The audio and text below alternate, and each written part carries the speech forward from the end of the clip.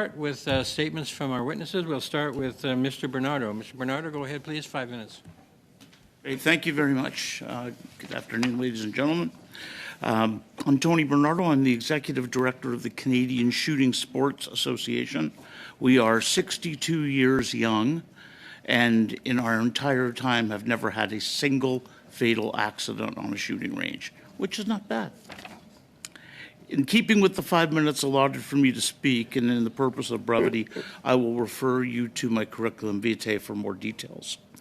The people who are using guns now aren't the lawful owners that have registered guns and done the background checks and have been trained and safely store them. That's not who's committing the violent crimes. It's people who are using smuggled guns from the United States. That's the vast majority of guns used in crime, handguns. There are all kinds of laws in effect now that they're disobeying. So adding more laws for the lawful owners isn't going to impact the criminals who don't care about laws. They commit them all, including murder. Banning lawfully owned handguns is just not going to solve the problem. That is a quote from Chris Lewis, former OPP commissioner. National Police Federation President Brian Sauvé testified, resources should prioritize the criminal use of firearms with a coordinated strategy that effectively combines prevention, law enforcement, and social programs. Deputy RCMP Commissioner Stephen White testified, the reality is that the number of firearms that were seized last year across the country, well over 30,000. The National Tracing Center under the Canadian Firearms Program just traced a very small percentage of those handguns and other firearms. And speaking before this very committee, February 2022, Mark Weber, the national president of the Customs and Immigration Union, testified, perhaps the most glaring of all are the rail mode operations, where according to the union's own data, as of 2019, only one millionth of all rail cargo was effectively being examined. Just repeat that, one millionth of all rail cargo was being examined. The reality is our current operational abilities in the rail field are virtually non-existent. As of last month, media outlets have reported that 661 repeat offenders, all arrested for committing other serious crimes, were also charged with 1,514 counts of breaching firearms prohibition orders. And yet our public safety minister refuses to lift a finger to fix Canada's broken firearms prohibition order system to address this serious public safety issue. CSSA, our organization, even went so far as to present a system to remedy the firearms prohibition order problem, but no response was received by the current government, nothing at all. These experts have all told you the problem. They've told you the so-called science to reduce gun crime. It's right in front of you. They've told you. Why is this government not listening to them? Why are you directing the efforts of this government of Canada against the law-abiding, as opposed to directing them against the criminal misuse of these objects? It seems clear the government is engaged in a witch hunt against millions of lawful Canadian citizens, but it begs the question, why? I would like to also address in this the devaluation and confiscation of handguns, because this bill clearly does not simply freeze handguns or their transfers. It mandates the fiscal destruction and finally the compensation or the confiscation without compensation. And worse, it doesn't confiscate them from me. It takes the cowardly route of confiscating millions of dollars of property from grieving spouses left behind when their loved one perishes. It literally robs large sums of money from the purses of widows and widowers at their worst moment of vulnerability. And it leaves this obscenely immoral issue to another government to deal with. England didn't do it that way. Australia didn't either. Even New Zealand had the courage to pay compensation to its citizens. And yet this government chooses to ignore the experience of our Commonwealth partners and British common law. Even this government recognized how wrong this was when they enacted the May 2020 order in council confiscation of modern sporting and hunting firearms. They pledged fair market compensation for the theft of these firearms. What's the difference? Well, the May 2020 guns you want to take away from me. The handguns are going to come from my grieving widow. Could you wrap it up, please? Thank you for your time and attention. Thank you. We'll start our first round of questions, our only round of questions, actually, with Mr. Mott. Mr. Mott, please go ahead, 6 minutes. Thank you, Chair, and thank you to Mr. Bernardo, Mr. Gwinnett, and Mr. Gauthier for being here today. Mr. Bernardo, I'm going to start with you. As an industry leader, would the time the government and the government expenses and resources they've already expended on gun control have garnered a greater result if it were focused on illegal firearms, and what would you recommend they should focus on, and how do they do that, given your opening remarks? Well, I think, thank you, Mr. Motz. I think that the first thing we have to do is start getting young people out of gangs. That's a huge thing right there, and it needs to be done, and it needs to have a real concentrated effort. I'm not talking about putting in basketball courts. I'm talking about doing stuff to make people not want to be in gangs. And part of the plan that we had given this government was to do precisely that. And like I said, we never even got a response. So you're talking similar to my friend Marcel Wilson's one-on-one movement out of Toronto, which is doing exactly the same thing. Yeah, and Mr. Wilson's program is absolutely knock it out of the park. It's really good. So you had mentioned a couple of things, and you've been around this industry for many, many years, decades, and I know, I've worked with my colleague across the way, Ms. Damoff, for years on this before I was on this committee, and I know she's well-intended, and I know the government is well-intended, but we have divisions not only on this issue but other issues.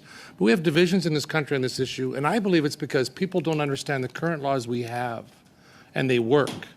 But what, from your perspective, why do we have the great division on we have this huge need for gun control, and yet there's the people who are equally as passionate and believe the evidence that's before them too that says we don't need the gun control, we need gun control, but not what's being proposed. What do you say to that? Well, I think that there's a number of factors in play. First of all is media. Everything that most people learn about firearms comes from either a Hollywood movie or watching the CBC. And quite frankly, neither one of them is very accurate. Firearms ownership in Canada is a huge step. It takes months to get a firearms license. And of course, right now with the Firearms Center being backed up for at least 8 or 9 months on the services that we actually pay for, we are not even seeing that. People can't get courses. There's no availability. And so we're trying to get people safe here. All the safety things, every safety measure that has been legitimate and actually saved lives came from our community. It didn't come from an airy-fairy world of, geez, maybe we'll try this. We know what to do with this. That's why our safety record is as impeccable as it is. Thank you. Thank you, Tony. I really appreciate the perspective on that. You had mentioned earlier that crime guns seized by police, and examined by NWest and others, have shown that the majority of crime guns, and I'm going to mention Toronto because that's where we have as many homicides as there is anywhere related to gun crime and gangs. I've heard as high as 9 out of 10 of those firearms are crime guns used in the commission of an offense are smuggled in from the United States. You mentioned rail. What else? What can we do? We're actually trying to make a difference here on smuggled firearms, and I think we all agree that's our number one issue. How do we deal with that appropriately?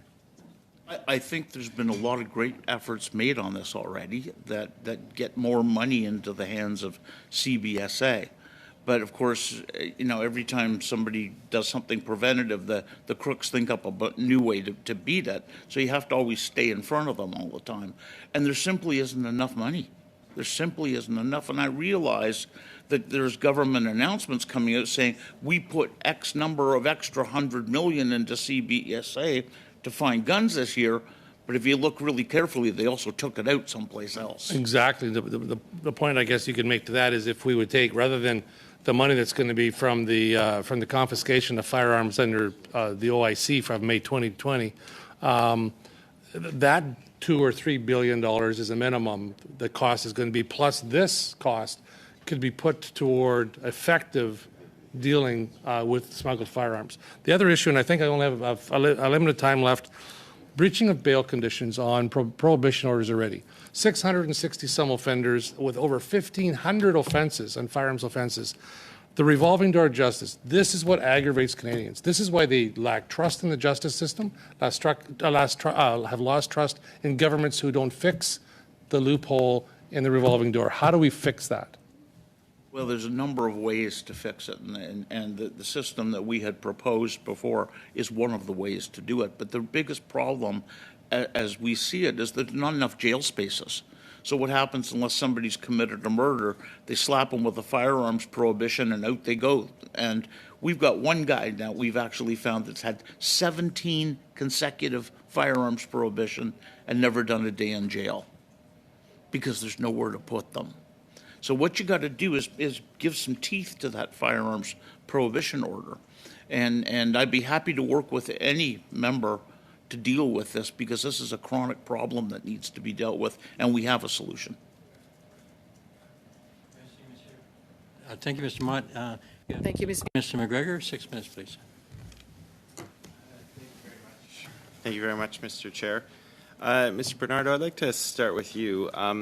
Within Bill C-21, because it does cover a few different areas, Clause 14 of the bill does provide that for some of the offenses in the criminal code, such as possession of a prohibited or restricted firearm, possession of a weapon obtained by the commission of an offense, and a number of weapons trafficking charges, it does provide for an increased penalty going from the current 10 up to 14 years, so allowing a judge freedom to impose a harsher sentence. Are you in agreement with that section of the bill? Yeah, we don't have any problem with that, except that if you look in the reality, they're never imposed. Well, I mean, let's not deal with hypotheticals. We can only deal with the bill in front of us. We have also had some testimony regarding the red flag laws. You know, we of course want law enforcement to have the first crack at it, and they should be taking responsibility when a firearm might be posing a danger to someone or to someone else.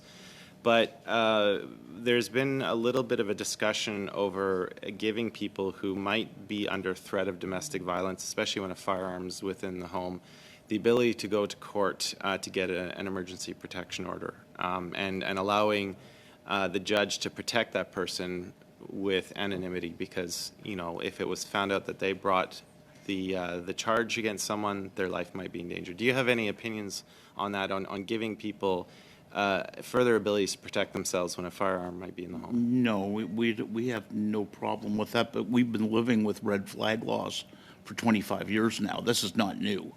Okay, this is an enhancement of existing laws, but for 25 years now, if someone was to make a complaint that they were being threatened with a firearm, the police have the ability to come right that minute and remove the firearms. That's in Bill C-68 in the Firearms Act. So that's been around for a long time. In terms of an enhancement of that, again, no problem with enhancement, but I think you might be running into a little bit of a legal issue here because we're supposed to be able to face our accusers. And that's in British common law. So that's something that this committee would have to deal with. This is certainly beyond my level of expertise. That would be Supreme Court stuff. Sure. Given that, you know, you are here representing the Canadian Shooting Sports Association, I want to turn my next question to shooting sports, to the different disciplines. So in Clause 43 of the Act, it does take the time to specifically mention the program of the International Olympic Committee or the International Paralympic Committee. you know, I guess, to your mind, what number of people are practicing in those specific professions in Canada right now, to your knowledge? In those two specific, it's very small. It's a very much of an elitist type sport. But in other sports being shot with handguns, for example, IPSC, IDPA, Clash, there's a number of them, cowboy action shooting. All these things involve the use of handguns. And this bill makes no reference to allowing those people to continue to recreate with their handguns. Interestingly, the Australian legislation that banned handguns specifically did. And to this day, they have thriving sport shooting communities in Australia that use handguns for sport shooting. And you're aware that in the current version of Bill C-21, there are exemptions allowed for people who need handguns as a part of their normal jobs or for the protection of themselves. Like, for example, in a previous life, I was a tree planter for 8 years. I met a forester who was regularly out in grizzly country by himself, and he didn't go out unless he had his .45 with him. So that's an example of a profession where that would be allowed. So that's your understanding. That program's been around a long time. It's called the Wilderness Carry Permit. Yeah. But just to say that like C-21's not changing that. I also, when we had public safety officials before our committee for our first meeting on this bill, I asked them because there's been talk about like how businesses will be exempted. And I got them to confirm that, gun ranges, like, for example, in my own riding, Couch and Malahat Langford, the Victoria Fish and Game Protective Association, they, as per public safety's understanding of this bill, they would be allowed to legally own a cache of handguns, which people could come to their range to use under the lawful supervision of an RPAL holder. So are you aware of that? No, that's a new one on me. Okay, well, they confirmed that would be allowed. So it would, I mean, in your mind, that would still allow someone to train because they could come to their local gun range. They may not be able to own a handgun themselves, but they could pay for the privilege of using one at a licensed facility. I have not seen that in this bill, I'm sorry.